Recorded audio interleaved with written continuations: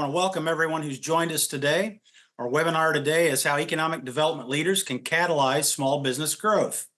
My name is Tom DeBon. I'm the Senior Director of Community and Economic Development for the state of Indiana, and I work for TPMA. I'm a former three-term mayor of the city of Shelbyville. Today I have two excellent guests, those being Andy Cook and Nate Hogan, and I'll give you their bios. Andy is a former four-term mayor from the city of Westfield, Indiana. Westfield is part of the Indianapolis metropolitan region and has a population of approximately 59,000 people. Andy was Westfield's first mayor after the town transitioned into a city. He was the town council president before he became mayor. Andy helped guide Westfield to becoming the 16th fastest growing city in the country. He shepherded the Grand Park facility development, which is a multi-use athletic facility on over 400 acres. It is also the preseason home to the Indianapolis Colts and the Indianapolis Pacers Athletic Center, and in 2022, it saw 3.2 million visitors. Andy helped establish the Hamilton County Youth Assistance Program, which is an effort to divert at-risk children from the Criminal Justice Center. And in his spare time, he continues to assist communities to become their better selves by consulting with two former mayors, those being Greg Ballard and Steve Goldsmith. Andy, thank you for being with us today. My pleasure. Also, I have Nate Hogan. Nate is the president of Charlotte Alliance Foundation, where he heads the foundation's work to support entrepreneurs and employers and grow businesses and business leaders. Nate has 25 years of experience as an entrepreneur, intrapreneur, and senior executive. Nate serves on the boards of the Missouri School Board Association and Kansas City Friends of Alvin Ailey, and as a community advisor for KSHB TV 41. Nate also founded the Hogan Family Scholarship Fund, which provides scholarships for students traditionally left behind. He was also the board president of the Kansas City Public Schools before moving to Charlotte, North Carolina. And Nate is also a strong advocate for healthy work environments and promoting a strong emotional and mental health culture for workers and business owners. Gentlemen, are you ready to jump in? Let's go. All right. I have a series of questions here for you. Feel free to articulate them to the best of your ability. Briefly tell us individually who you are and a little bit about your professional background other than what I just said, and how it relates to small business growth. So Nate, I'll start with you. Great. Well, Tom, first of all, thanks for the opportunity to be here today. It's sort of in my bio, but I'll reiterate, if you think about the work that we do as an economic and ecosystem development organization, where we're thinking about the small business ecosystem for things like barriers. We're really scanning it to understand what barriers exist, and then trying to address those barriers with solutions directly through action. Being an entrepreneur is very helpful in that environment because I understand what it means to start, run, and grow a business. And being an entrepreneur is also very related, but it's a different context. And some people think if you're inside of a big corporate enterprise, that means you're flush with cash, but it's actually the opposite. I was competing with some of my peers who were running $100 million, $150 million businesses for capital to go deliver the solutions that we wanted to deliver inside those big corporate enterprises. So in that way, it's very directly related to what our small businesses are dealing with in terms of addressing the access to capital issues that they're facing. And then, of course, being a corporate executive, very, very helpful in terms of understanding what small businesses need when they come to these big corporate enterprises looking for investments. And so I think all three of those sort of areas in my life have been really, really helpful as I stepped into this role February of last year. Very much, Nate. Andy. Yes, Tom, thank you. I guess my degree was from Indiana University, clear back in 1973, and it was actually in environmental health and sciences. And I spent my first 5 years working for the state of Indiana, after which I said I will never work for government again, and spent the rest of my career really in mostly sales work, primarily in transportation sales. And during that time, I had a rather entrepreneurial son that started a trucking company in his bedroom in 1996, and it has grown quite a bit. I joined him a couple years later, and his brother joined, and today they do warehousing, e-commerce, property development, storage, container type of business, has been very well received. About that time when they were just beginning to get successful, I came on the bright idea of getting into politics. And as Tom said, I ran for what was the last town council of the town of Westfield, and then became its first mayor in 2008, and just retired this past January. Still finding a lot of different things to do here, but I very much enjoy talking to mayors across Indiana and just talking about what are the assets the communities have that can be leveraged and developed, and therefore, just like the purpose of this conference, how do we support small businesses in our communities, regardless of the size or the type of amenities you may or may not have in a community? I appreciate that perspective, fellas, and I think that you both have a unique perspective that would be valuable for this discussion. The next question is, small businesses contribute to the unique character and economic vitality of many U.S. cities. However, they face challenges that require our collective attention and support. Why should we be concerned about the well-being of our local small businesses? Nate? Yeah, I mean, I think the data is clear on this. Economies don't grow without a really robust, healthy, and productive small business ecosystem. We know the numbers here, right? 2/3 of all new jobs are created by small businesses. Nearly half of all employees are employed by small businesses. So think about what a community looks like when you don't have a robust small business ecosystem. You don't have jobs. And how can your economy grow without jobs? And so I think it's it's not an academic exercise to get to what it means for a small community in particular, but all communities to grow. You've got to do that sort of on the backs, if you will, of the small businesses that are in those communities. And here's the reality is a lot of these small businesses end up unicorns, right? billion-dollar companies that are driving jobs and economic development right back into those communities. And you need a healthy balance of small, mid-market, and large corporations to really grow. And so I think those are the reasons why we should care deeply, not just care, but care deeply about small businesses in every community. Yeah, thank you. Andy, your thoughts?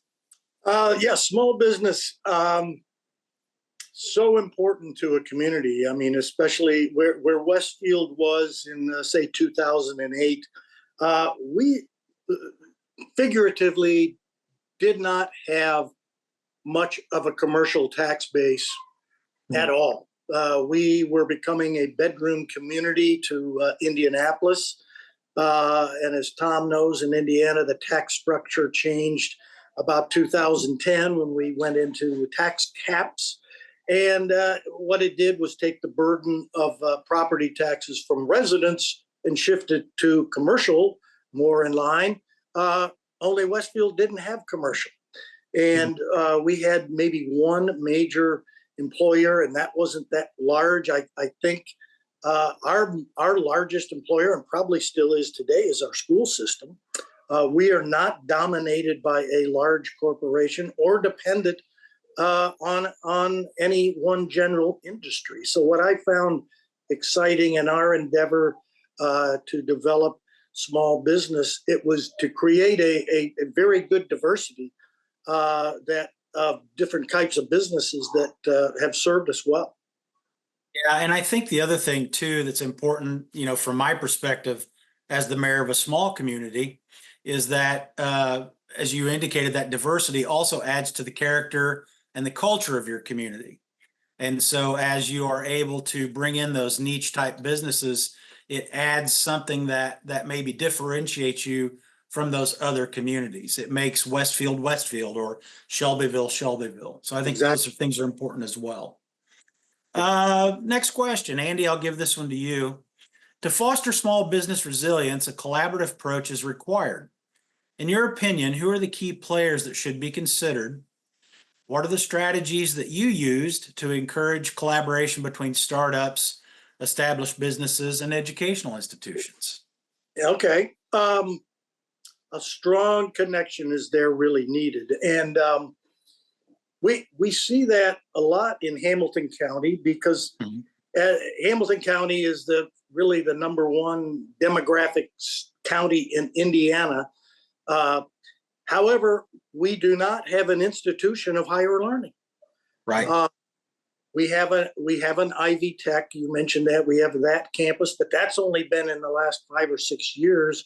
So it's been pretty amazing that we don't have higher education. We have access to it quite close in Indianapolis and beyond, but to foster those kind of relationships, we believe in a very strong local school system. Very, very important. Obvious, and we work very closely to develop that. But developing the education systems has always been a challenge in Hamilton County.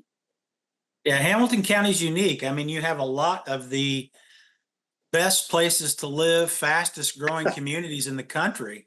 And Yes. so differentiating yourself from Fishers or Carmel can be tough. So collaboration would be very important in your county.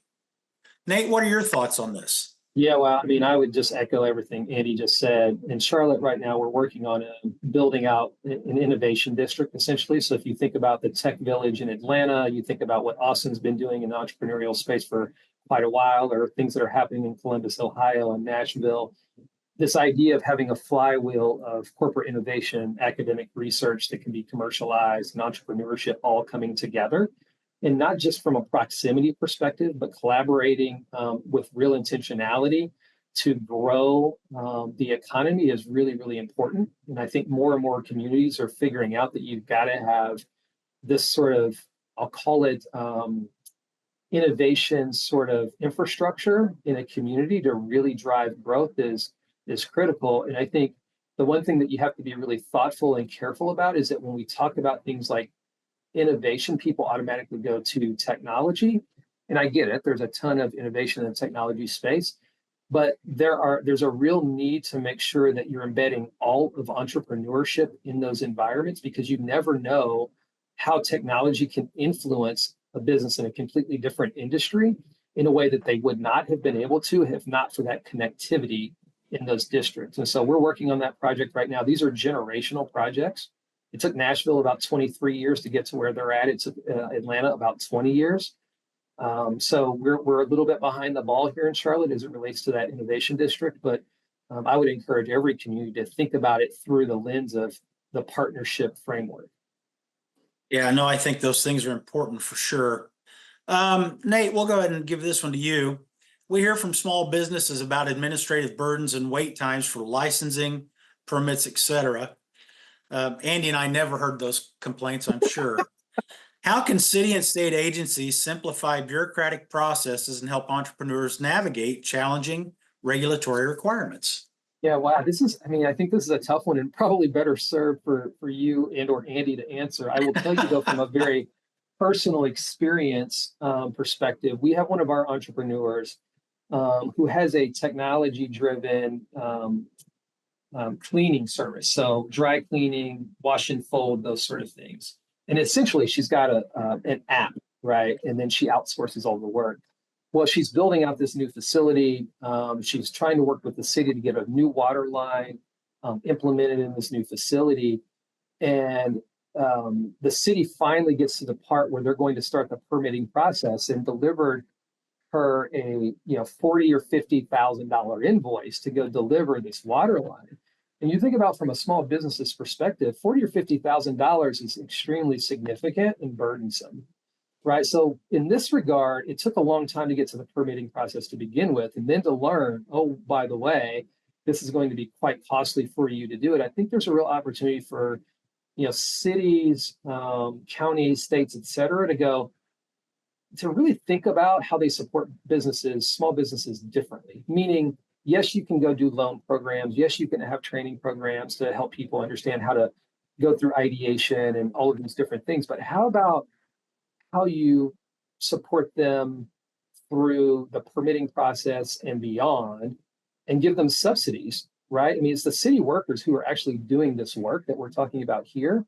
right? Why is there not an opportunity for them to do that work at a subsidized rate to help a small business out? Now, I am ignorant to this. While I've been a politician as a school board member, I've never run a city.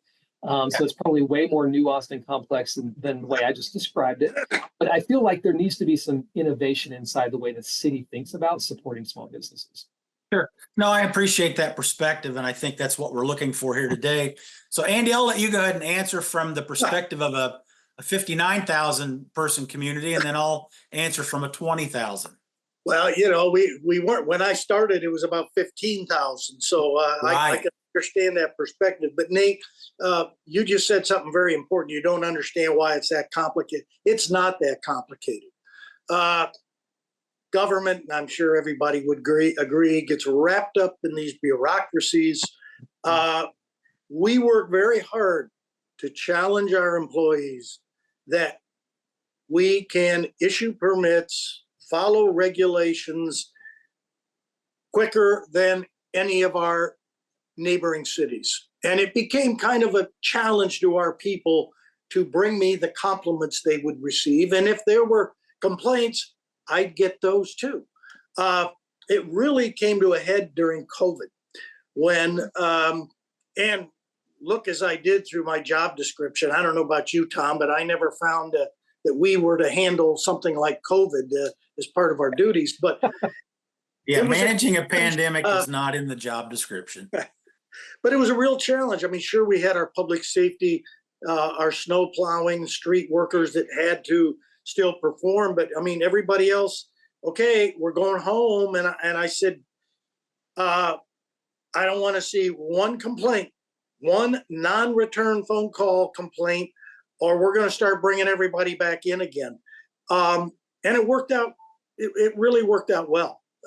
We had no problems. And then once people began to come back to the office, I think it became even more of a proud environment, a challenged environment to see that we served.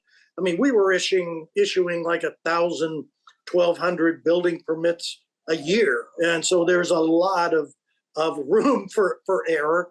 But I think one of the things, and I said this in front of my employees many times, especially in front of our community development people, when we were meeting with private sector people willing to invest in the city, in a business or in a neighborhood, I would tell that private sector person that my people in government can move quicker than you can, Mr. Private Sector.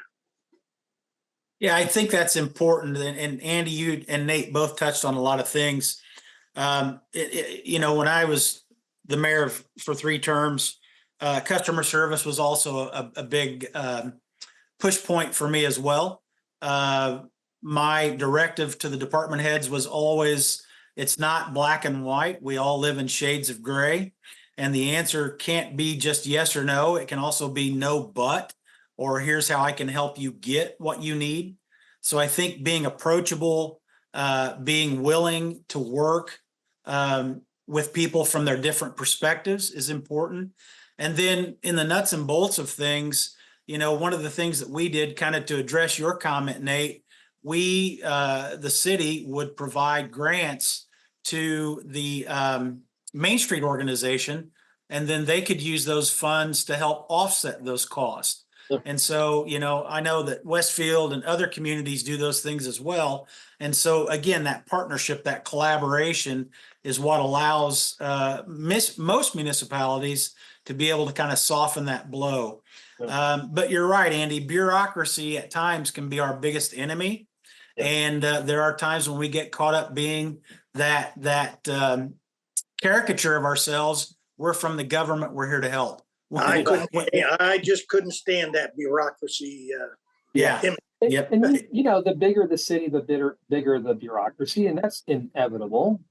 Charlotte, the city of Charlotte they're great partners of ours. We work with them hand in hand in a variety of ways, but it just can become a challenge. And we're out here not just running programs and supporting programs financially that help the small business community, but we're also advocating on behalf of small businesses, right, with bureaucracies to help them understand that it's a different environment. You got to get creative, and you got to be nimble to support a group of people who have to be nimble to keep their businesses afloat.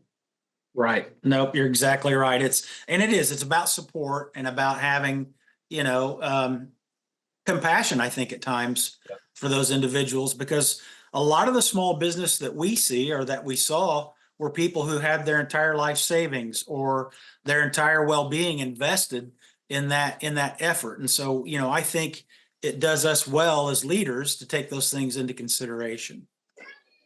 Next question. Nate, since I've got you on the screen, gaining access to capital is still one of the biggest barriers to small business growth and expansion. What innovative strategies have you seen used or are you using to help small businesses overcome this challenge? Yeah, this is great because I'm sure you guys see this as well. No matter what survey I've ever looked at in terms of the barriers to starting, running, and growing business, the access to capital barrier always bubbles up to the top.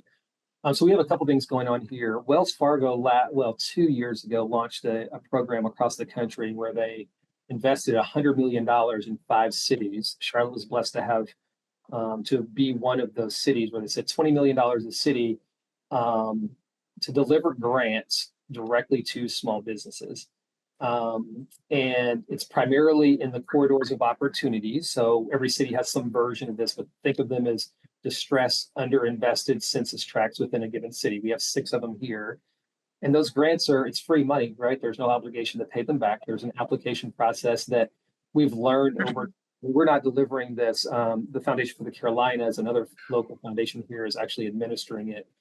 But they've learned over time. So the first rollout of the grant, the first phase was a little clunky, right? People give you feedback. They've been extremely responsive, which I think goes back to our earlier point. You got to be nimble. You got to listen, right? And listen with the intent of helping solve a problem, not to defend whatever you think. And so every round has gotten a bit smoother. And so we're in our final round that launched Monday of last week. We're going to deliver another $5.7 million in grant capital directly to the small business community inside those opportunities or corridors of opportunity. The other thing that we have that's really cool, and it goes back to the point around the importance of partnerships.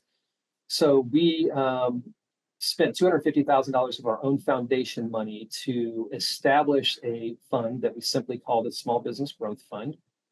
And then we brought to the table partners, the Allied Charitable Foundation, Atrium Health, Bank of America, the City of Charlotte, and Truist all came together and have committed $18 million in a small business loan fund. It'll grow to $40 million over 4 years. The way that happens is that those loans will all be originated by CDFIs, or community development financial institutions.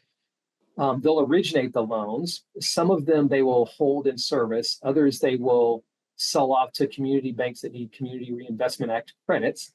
And the proceeds from those transactions will all get folded back into the loan pool, taking it from $18 million to $40 million. The other beautiful part of the program is that we only have one true CDFI operating in the city of Charlotte that's headquartered here. There's one other CDFI that's working on their certification, but we need more CDFIs in the Charlotte community to support these small businesses. And so doing this program the way that we're doing it will encourage more to come in and operate here, providing more access to capital, more technical assistance, more wraparound services. Because with this program, it's not like stepping into a normal, bank and getting a loan and they say, okay, we'll see you the next time you need a loan. It's wraparound services for the life of the loan to help ensure success for the small businesses. And so we think we'll help about 2,000 businesses over the next 4 years with loans between $1,000 and $250,000. So we're really proud of the partnership that we've built to go do this, and not just to deliver this one-time program, but also encourage more of these CDFIs to participate in programs like this in the future.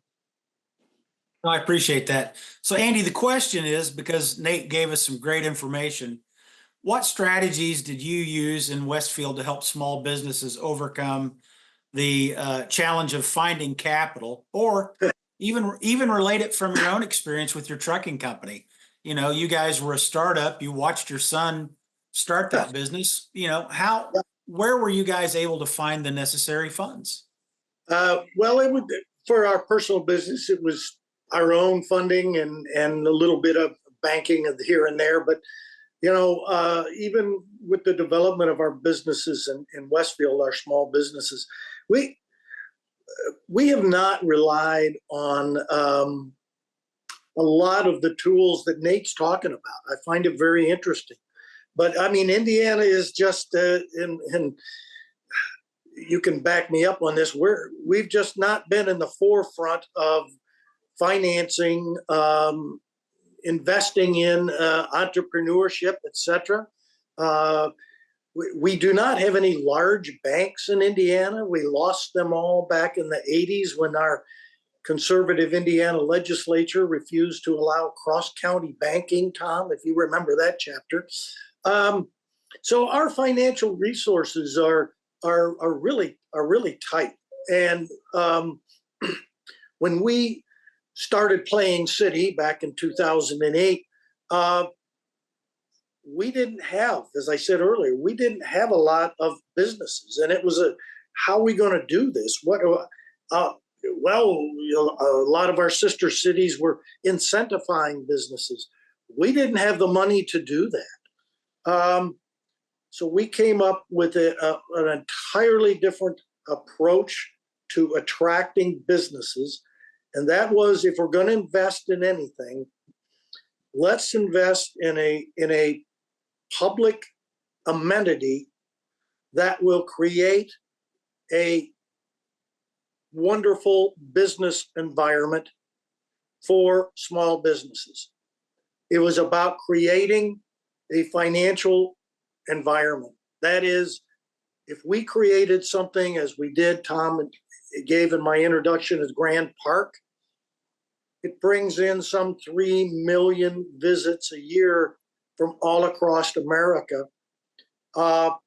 We have as many people in our city sometimes over a week's period of a tournament as we do the population of our city.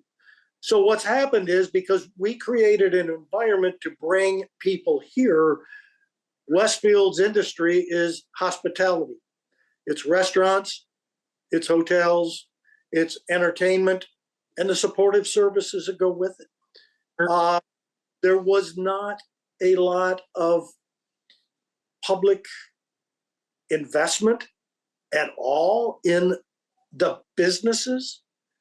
We as a city invested $85 million in a facility that encouraged businesses to locate in our city. So we've gone about it totally different than a lot of endeavors. And it's I like to tell the story that all of us, Tom, we get businesses coming to town and they say, oh, we can't quite make it work. We need a tax incentive. We need a tax abatement. You've heard it 100 times. Correct. And I have that question. A hotel would come into Grand Park and say, oh, we can't quite make this work. We need a $5 million tax abatement. And I would say, no, we've already invested in a park. That's our contribution. And then their response was always the same. Well, we had to ask. And then they start building. Yeah. Well, and yeah, your perspective on that exactly as far as creating quality of place is very important. You have to be a place where people want to be. Exactly. And then once you build that capacity or that support, it makes it easier for my community, which was significantly smaller and didn't have a grand park. We had to do it a little differently, wherein we partnered with our community foundation or our Main Street organization, and offered facade grants, interior remodel grants, and we offered various educational seminars as well: how to run a business, how to do QuickBooks, customer service, point of sale, things of that nature. Because what we found, was maybe our entrepreneurs weren't as sophisticated as the ones that maybe you have seen, and they had a vague notion of what they wanted to do. And we wanted to run them through a business plan, or, make sure they had a realistic expectation of what it is that it was going to take to be successful before, we cut them loose, so to speak. So I guess in essence, we had a fledgling incubator, if you will, for some Yeah. of those small businesses. It's Where- different. It's different for every city. And It is indeed. that's It what I is. find interesting is that I truly believe that nearly every town and city has an asset of something that it can leverage and be It the does. best. You well said, we mayors have to make our cities a place where people want to be. And we're all different. I remember, Right. you know, Tom and I were in a mayor's group in central Indiana together for many years. And Tom was always kind of, he's kind of a blue collar town down here in the southeast part of our market. And I remember having a discussion, and he said, you know, we're just that, Andy. We're a small blue collar town. But you know what? I want to be the best small town, blue collar town in Indiana. And the guy that said that is Mayor DeBon. I appreciate that, Andy. Thank you. One of the other things that you touched on was that the state of Indiana doesn't spend a lot of time on those types of programming. And so it really does fall to folks like Nate, communities, towns, cities, foundations and others to do that, because the state of Indiana really doesn't have that strong ecosystem. So I think innovation happens at the local level. All right, our next question. And I forgot to mention this at the top of our webinar, but we do have the opportunity to see the chat. If folks who are watching have questions, certainly enter them into the chat, and we'll answer those when we finish. We've got 3 more questions, and then we're happy to take questions from any of the participants. Andy, many cities and states are establishing progressive business incubators and accelerators. They provide mentorship, networking, and resources for entrepreneurs. How should these reach underserved communities, women-owned businesses, and minority entrepreneurs? Any thoughts on incubators and how to reach challenged populations? Well, you know, the incubators were I think, 10 years ago, it seemed like that was a really hot topic. And Tom, if you remember, that fella in Fishers just did an excellent job of developing that. And we all went to see, he was kind of our regional guy. And actually, we kind of depended more on him and in Fishers than what we ever tried to do in Westfield. I mean, we just didn't have the resources to do that kind of thing. But it was, and I see these popping up here and there. True believer in them.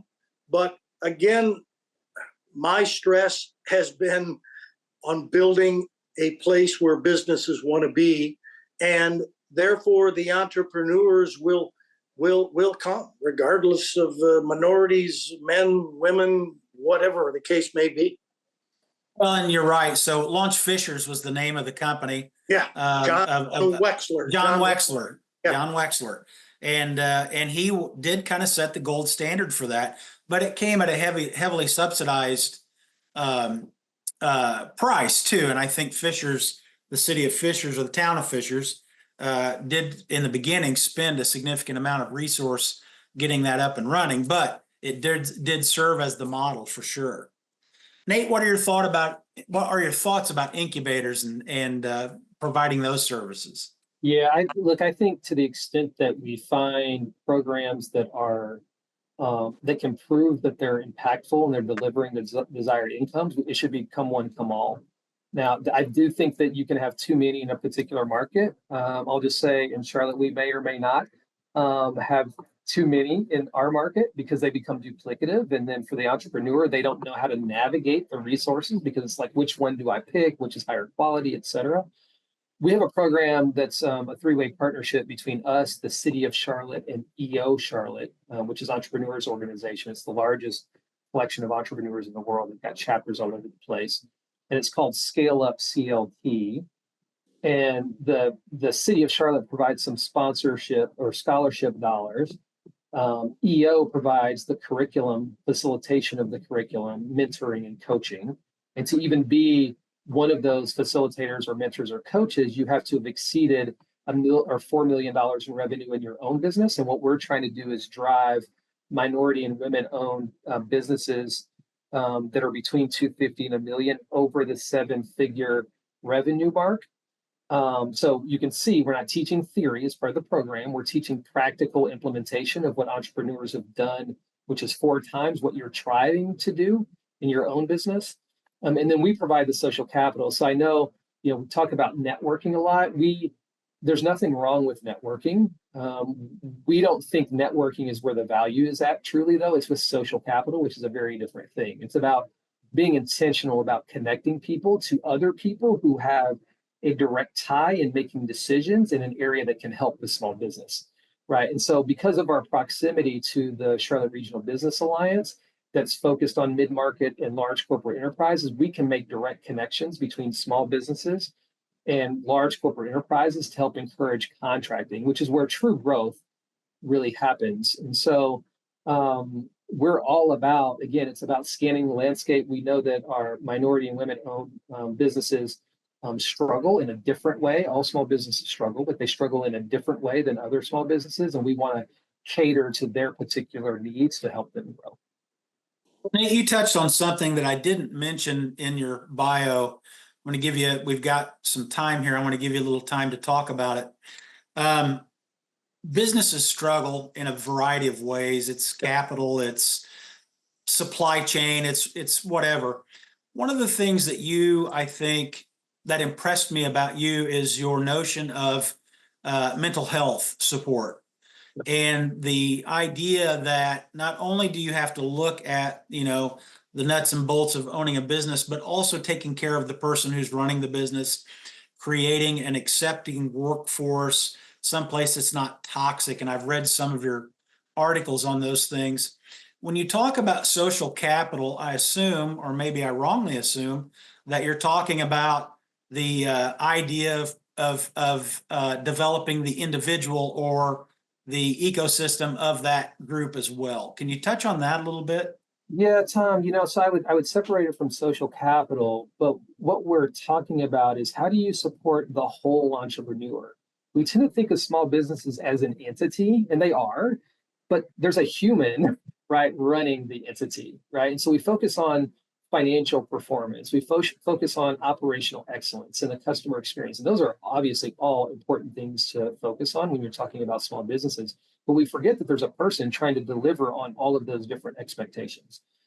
And so I had my own journey with mental health due to the loss of my oldest son back in 2014. And it took me a very long time to figure out how to process those thoughts and put them in their proper context, so I could have a conversation about Monty like this with you without completely breaking down. And so I was doing a podcast in November, and this came about because I was telling my journey about why I do this work, not just the work we're doing, but why am I specifically leading the work here. And this lady, stood up and said, "Hey, love it. Appreciate you sharing the personal story, but have you ever thought about how to help entrepreneurs with their mental health?" And I felt embarrassed because I had my own journey. I've been a small business. We're supporting small businesses, but I hadn't thought about how to bring all this stuff together. And so we built this program called Catch Your Breath, which is a holistic health and wellness program that's designed very specifically for entrepreneurs. We kicked it off in May, which is National Mental Health Awareness Month, delivered a program there, did a separate program in June, and then August 1st, we actually kicked off a 12-week cohort program that focuses on the 4 areas of personal wellness. So think mental, physical, social, emotional, and financial health.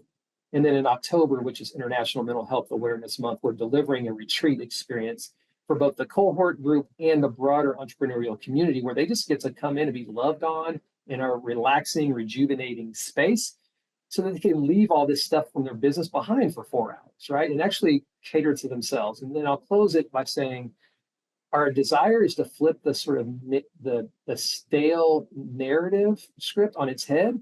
The old narrative is, in order for you to be a successful entrepreneur, you have to focus on nothing but your business first. And then it's your family, your friends, a whole bunch of other stuff, and then yourself. What if you actually focus on yourself first? How does that make you a better business owner? Will you grow a business more quickly, more sustainably? Will you actually be a better friend, family member, et cetera? And so we're doing a lot of surveying so we can study this, and we want to deliver this program to the community every year. And I'll tell you, the response has been overwhelming. We'll hit about 400 entrepreneurs in this 6-month program. And we think that the community is going to force us to continue to deliver it year over. Very valuable, and I appreciate that. That's not something that I think is obvious when we start talking about entrepreneurs and we start talking about small business. And, you know, the title here really is, we're talking about economic development leaders and how we can assist them, but we always think about, you know, storefront or product or startup capital. Andy brings up an excellent point about climate, you know, business climate and quality of place, and you talking about mental health support and making sure that the individual or the family or whomever it is that's starting the business has to be strong and has to be in a good place, if you will. So I appreciate those thoughts. We're down to our last two questions. Many cities and states struggle with marketing their community as an ideal place for entrepreneurship. What strategies do you use to proactively and consistently highlight your community's entrepreneurial spirit? And Andy, I'm going to make you go second because I know you've got a lot to say on this. So Nate, what do you think that you, with your organization that you belong to, what role do you take, do you have in marketing Charlotte, or even think back when you were in Kansas City or at some time in your journey, some innovative or creative techniques for marketing your community? Well, my answer may disappoint you. I'll go back to Andy's point earlier, which is he talked about it in the terms of place, make the place a place where people want to actually be and they'll come. I'd say similarly, if you deliver high quality programs, services, and supports to a community, word will get out in a much more organic way than some of the traditional means in which we think about marketing, right? So yes, we've built the website. Yes, we use social media. Yes, we show up at conferences and events and those sort of things. Those are all fine for what they are. I think the best thing that we can go do is deliver the outcomes that our small business community needs. And guess what? They will talk to their friends, their business partners, their people beyond this community. They will help us draw in an organic fashion small businesses into our community. No, I appreciate that. Okay, Andy, this is the one you've been waiting on. Well, yeah, you know, I can't say that we ever heavily marketed Westfield. We looked at a while where we need to, you know, get in this publications and these publications, but I hate to sound like a broken record, but Nate, you touched on it. I mean, if you make a place where people want to be, they will come. And I mean, how many times I heard that with Graham Park, if you know, right. If you build it, they will come. You build it, they will. I don't want to hear that ever again. But it's so true. And word of mouth about Westfield. First, we had to create this healthy environment. Right. Not only healthy for business, but you know, when we finally got a little cash coming in, we've invested heavily in our infrastructure so that we could handle the increase in the crowds. And then for our own people, we invested very heavily in a trail system that connects nearly all of our neighborhood. As I said, you know, we live in boring, flat, central Indiana. And what's this flat land good for? It's good for soccer fields and for trails because we can't find any mountains up here. And so by capitalizing on what our assets are, we fell into kind of a natural marketing rhythm, if you will, where we began to have people wanting to move to our city because of its parks and its trails. And don't forget the quality of schools and the quality of crime. I mean, we worked very hard to be named the 6th safest city in America last year. And that isn't easy.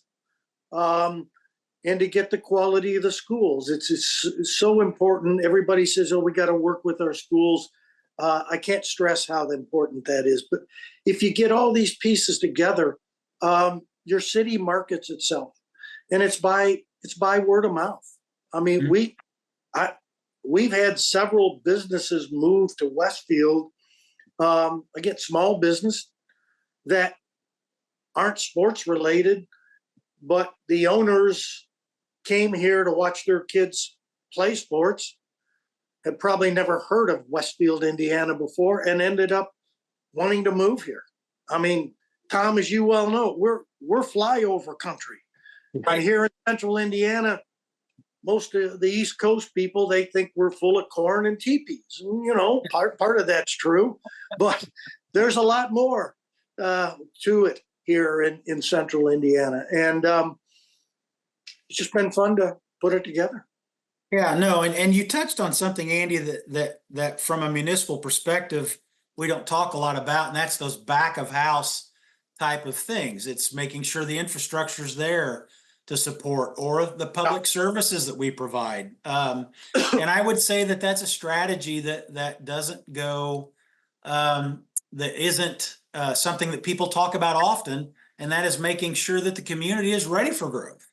Making sure, making sure that you can sustain that growth for them, because I think the biggest disservice we could do as civic leaders is trying to promote growth and then them failing because we didn't hold up our end of the bargain. To keep the city services. Yeah, you're absolutely right. Before you get into the amenities, you've got to have the basics down. Tom, 25 years ago, a mayor, hey, if he picked up the trash and plugged the snow and put up a new teeter-totter, hey, he was going to get reelected again, right? It's a whole different world today. And the challenge of a mayor is to create a place where people want to be. Yep. Nope. You're exactly right. All right, gentlemen, that's all the questions I have. Now I'm going to give you an opportunity really to kind of leave us with some final words of wisdom.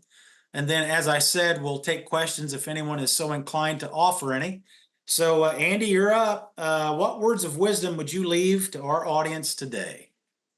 Well, you all touched on a lot of things, of physical things. And Nate, you talked about some of the mental health and the aspects of a community. And Tom, you touched on it very early when you mentioned that we had created here in Hamilton County and spread elsewhere our youth assistance program. And I want to bring it up because it's very atypical, and its benefits are many. And simply what it does is works with the schools, the police, the prosecutor's office, the courts, and the city. And what we do, without getting into a lot of great detail, is we identify kids, families that are at risk. Usually it's the schools identify somebody, they're tired, they're hungry, their grades are going to pot, the absenteeism, something's wrong. And the whole objective is to take a child that is headed for the legal system and to turn him into a productive citizen.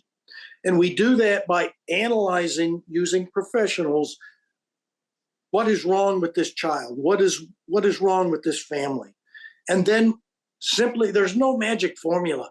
We just adequately match up services that are already available in a community, whether it's Boy Scouts, a boys club, it may be getting in sports, sending to camp, mentoring, tutoring, just a myriad of different resources that are already in a community. It's kind of a clearinghouse.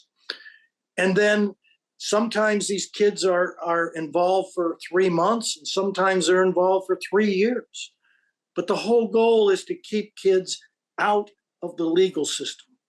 And by doing that, it's got about this much government money in it and about this much private support through fundraisers. People contribute, the money is raised and kept locally, and they can see, touch, and feel the results of their giving. And guess what? They feel better. They see kids being saved.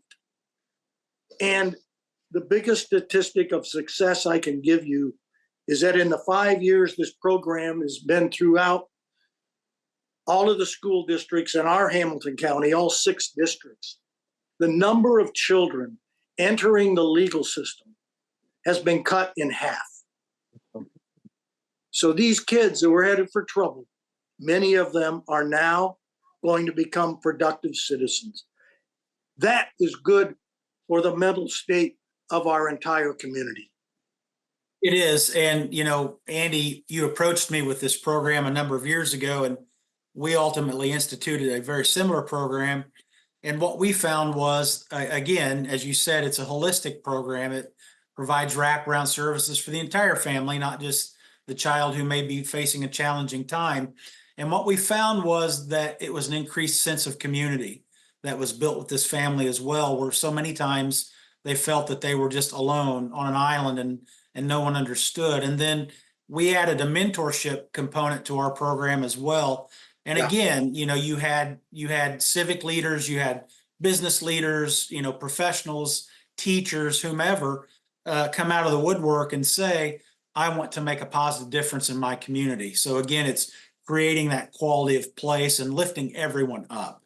Congratulations on doing that. And people ask me all the time, well, why doesn't everybody do this? Because it's so hard to It get is. the schools to work with the city, with the prosecutors, the courts, and the cops, try to get those 5 bureaucracies to work together. And that's a challenge.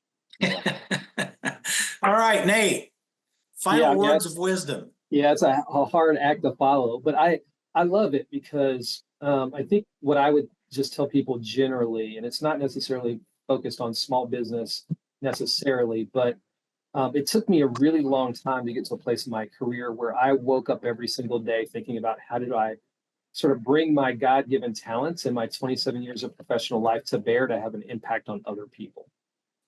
Right. And you can see the difference in people and how they go about their daily jobs, in terms of, are they doing it just because I'm checking a box, I'm doing the whole, it's a job, it's not a career sort of mentality. And if you can find a way to get to a place where your passion and making money intersect with each other, right? That's where impact is. That's where I believe true happiness is. These small businesses, or communities like what you're talking about, Andy, where you've got kids. I mean, as a school board member, spent a ton of time in the buildings trying to deal with kids who are very much like me, right? And we show up with backpacks full of books and a whole bunch of trauma. That was me. I had a whole bunch of stuff that had nothing to do with the school system, but I was bringing with me, and the school system had to figure out how to help me navigate life when I was inside their 4 walls.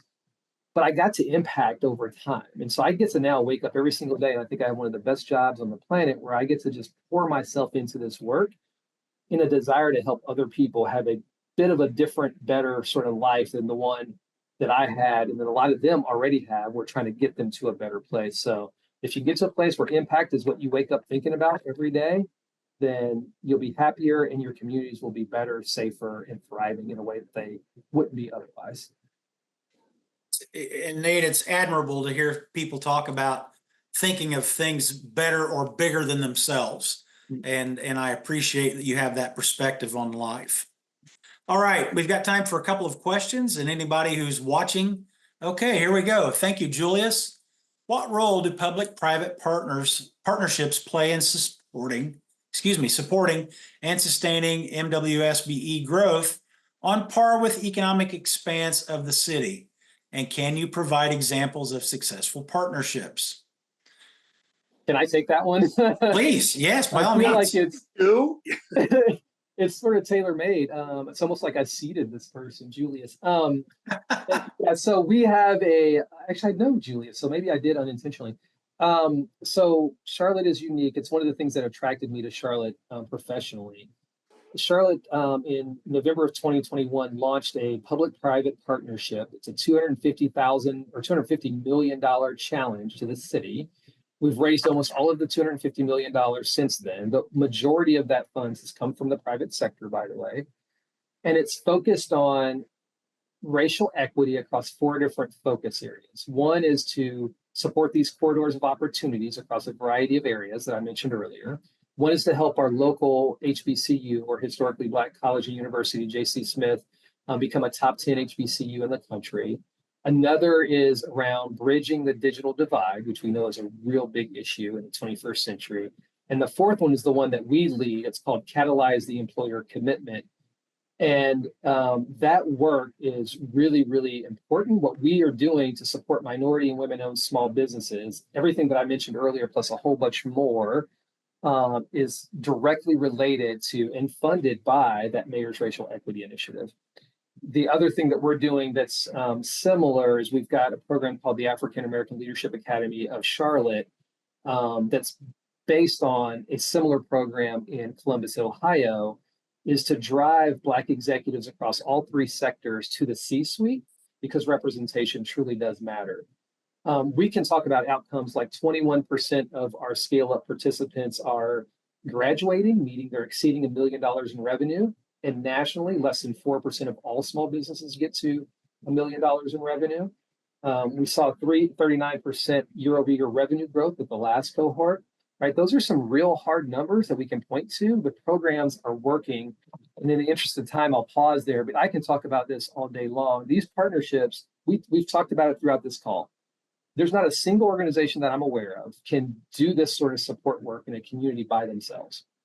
You just can't. You've got to work with the public sector, the private sector, and the nonprofit sector in a meaningful way to drive change in communities. And if there's no other takeaway from this conversation, people have to understand that you've got a partner to go do big things. There's not a single organization that can do this stuff by themselves. Yeah, no, I agree, Nate. All right, well, we've reached about the end of our time. If you have other comments or questions, you can reach me at tdebon at, yeah, there it is. Thank you very much, Mr. Moderator. This is my email address. You can reach me at any time. And I want to thank Stephen Goss at TPMA for our technical and marketing support for today's business. Thank you, Stephen. Thanks, Give yourself an applause. And thank you to the viewers who came out and watched this, or who will watch this as a recording. And gentlemen, last but not least, thank you for your time and your opportunity to speak with us today. I truly do appreciate it. Thank you very much. Glad to do it. Glad to do it. Thanks, guys. I appreciate the opportunity. All right. You all have a good week. Thank you again. You too. Bye-bye.